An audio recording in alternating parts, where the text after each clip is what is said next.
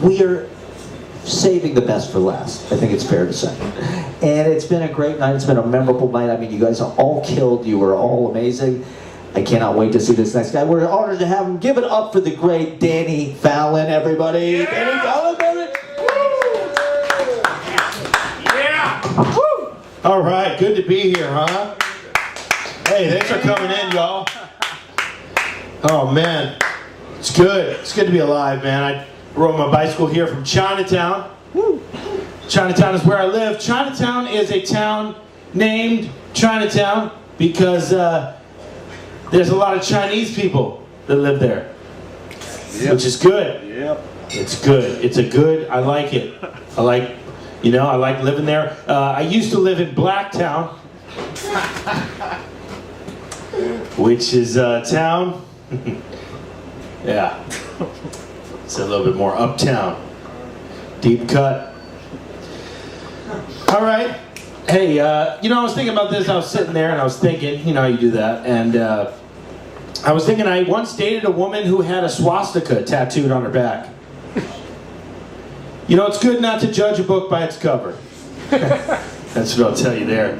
She wasn't a Nazi. She was just strung out hopelessly on heroin at one point in her life in Cincinnati. I mean, what else are you going to do in Cincinnati?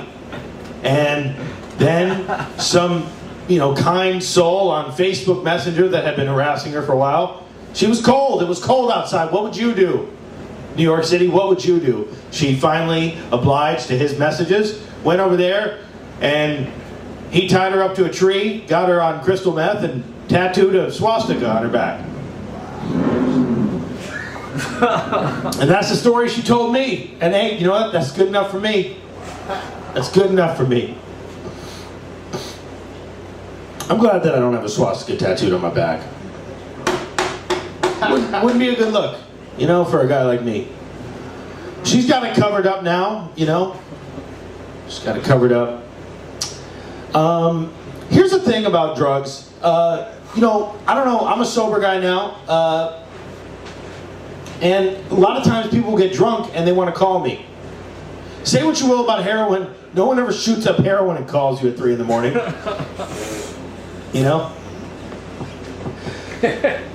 I like that. I miss, I'm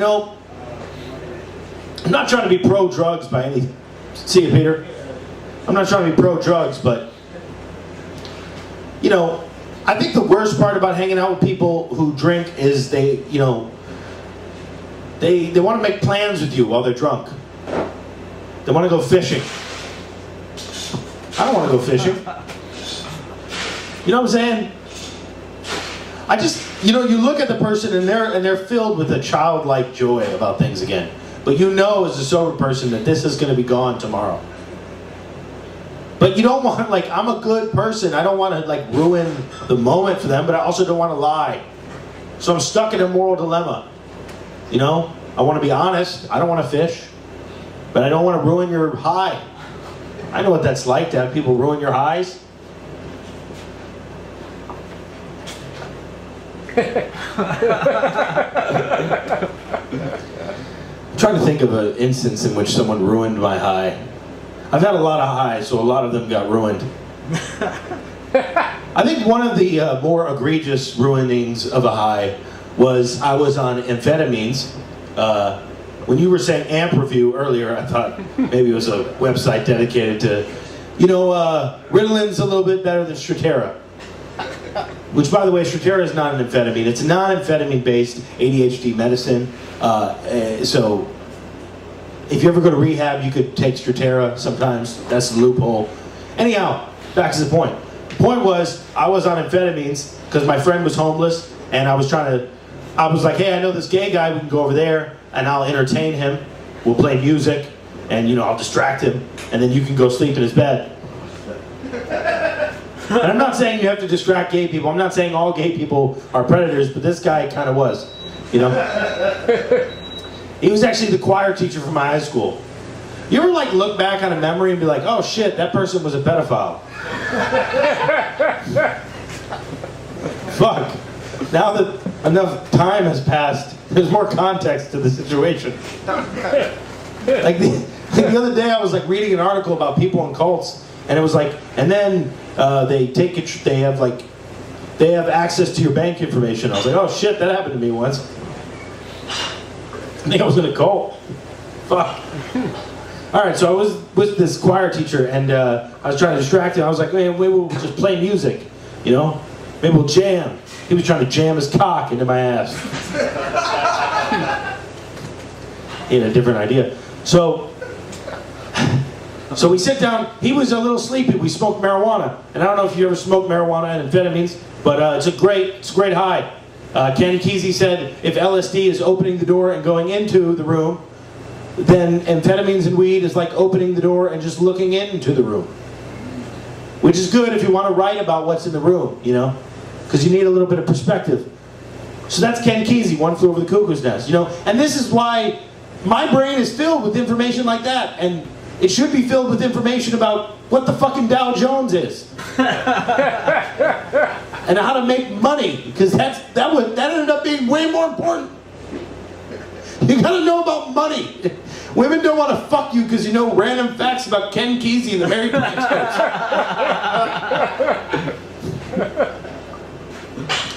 Fuck. Mistakes were made. Shit. Oh crap. I got reincarnated again and I got way too into it. Esoteric niche bullshit again. I keep not learning my lesson. I keep having a life filled with really interesting guy friends and no pussy. Fuck it. I'm so sick of hanging out with men. Yes, I know, dude, I'm really deep and interesting to you. Where is the vagina? God damn it. Okay, so anyhow, the gay guy got sleepy and from smoking marijuana, so we decided to watch A Beautiful Mind. And I had seen that movie one time before. And so then we're starting to watch A Beautiful Mind, and I'm focused. I'm focused on amphetamines and weed. I'm focused. And then he's like, hey, do you want to fuck me in the ass? And I was like, no, I've seen this movie before. I want to see if I notice something different this time. He's like, hey, well, you know, if you fuck me in the ass, I can't get pregnant. Which, like, had that ever worked before? Had there been a straight guy who's like, well, when you put it like that. I never considered the fact that there's no potential for unplanned pregnancy here, so I guess I'll fuck your hairy asshole now. Why are men's assholes so much hairier than women? Do women not grow hair there? It's, you know, is it an evolutionary thing? I mean, there's no hair down there. Anyhow, I said no. I said, no, I don't want to. So then he took out his dick and he jerked off. It came. On himself. He soiled himself. And then he went to bed. Because that's the thing about these predators. No shame. You know, no remorse. I don't know how you could be that kind of person. If I masturbated in front of someone, I wouldn't be able to just pass out next to him. I don't know about you guys. I don't know what kind of fellas I'm looking at now. So anyhow, that was one of the worst times that my high got ruined, I think. That falls into that category. Yeah. But I'm not trying to give marijuana a bad name. I don't blame marijuana for his actions.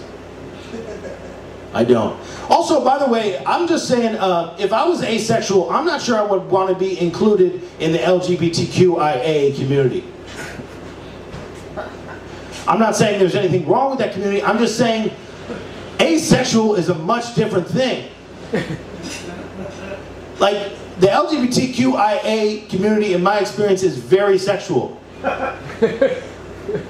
And the asexual community, from what I've gathered, is not. It's actually the absence of any sexuality or activity. You know? Yeah, I'm doing pretty good.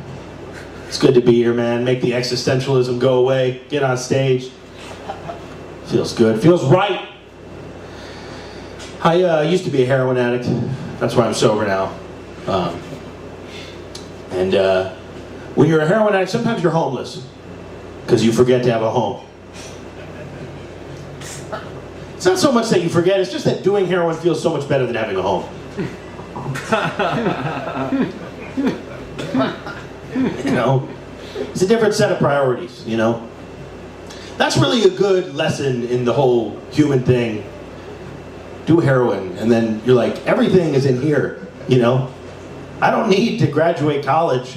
I can make myself feel like I graduated college. I don't need to get married and have children. You know, it's done some things to me. It's had its effects, long-term effects. Still get cravings all the time. Still get cravings to remind people I used to do heroin. It's like my whole personality, you know. I'll meet someone at a party, be like, oh, I got something for you. You're an accountant? Guess what? I used to be a heroin addict. I'm sure we have a lot in common. Oh, you work with numbers?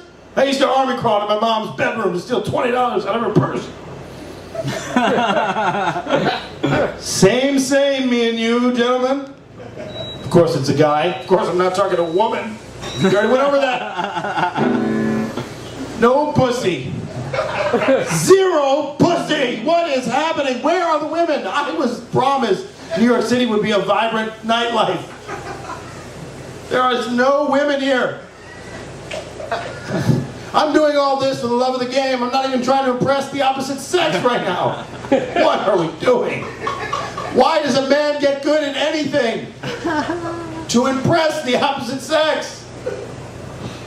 How do asexual people stay motivated?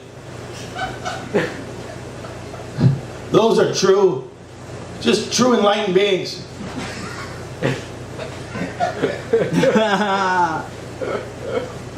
I wrote this as a Facebook status one time. Imagine if you came out as being asexual on Facebook, and then all the comments were just like, no.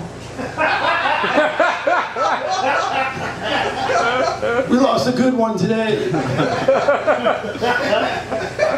I know I can't have you, but it makes me sad thinking no one will. I also used to I used to commit gay sex crimes. Technically, my first sexual experience ever in life was letting my boss from Subway blow me in exchange for cash. Yeah, in exchange for cash. $70. You know how people say you should know your worth in life? You don't want to know. You don't want to know. It set me up for a weird sexual life. Because now every time I get a blowjob from a woman, afterwards I'm like, that was great. I have PayPal, Cash App, Venmo. Oh, you're not going to pay me? You're my girlfriend? Well, can you make me a sandwich at least? Because you know the last guy, he made me a sandwich. Because we were at Subway. I'll be honest though, having more perspective, again, everything with life, the more life you live, the more perspective you have, you know? At the time, I didn't know. I was just like, I am receiving a blowjob and this is traumatic. I am feeling his beard. I was not thinking that would be a part of this experience. But here we are. Now, with enough time and experience that have accumulated in my life, I can look back on that experience and say, you know what? He was good at what he did. He was proficient at the task at hand. I have received blowjobs since then from people that I would have wanted to blow me. And not as good sometimes. I'm going to be honest, not as good. In fact, so bad that sometimes I thought that event was happening while in the event that was occurring. And I said, stop. I feel like I'm at Subway right now. And I do not like this. By the way, of the sex crimes to commit, prostitution probably one of the better ones, you know? That's a sex crime where you have sex when you don't want to. The other kind of sex crime is much darker. That's a sex crime, see, the lights know, where someone else has sex when they don't want to. I'll close with this, and I'll say that they say that you shouldn't call prostitutes anymore. You're supposed to call them sex workers, and you shouldn't call homeless people homeless. You're supposed to call them unhoused. And I gotta let you know, as someone who was once both formerly those things, it was never really the label that was bringing me down. I was never like, ooh, maybe if they called it unhoused, I wouldn't be so fucking cold. Maybe if I was an empowered sex worker, I wouldn't remember the feeling of his beard on my balls. Every time I get a blowjob for the rest of my life. By the way, Swastika Girl, she was great at blowjobs. Great at blowjobs. I wish that was funny, but you know, sometimes in life we get too preoccupied with being funny, you know? Anyhow, you guys, this was so good for my mental health. Thank you so much. All right? Give it up for Easy Paradise. Give it up for Matt Proctor. I keep trying to leave, but every time I try to leave, they bring me back in. They pull me back in.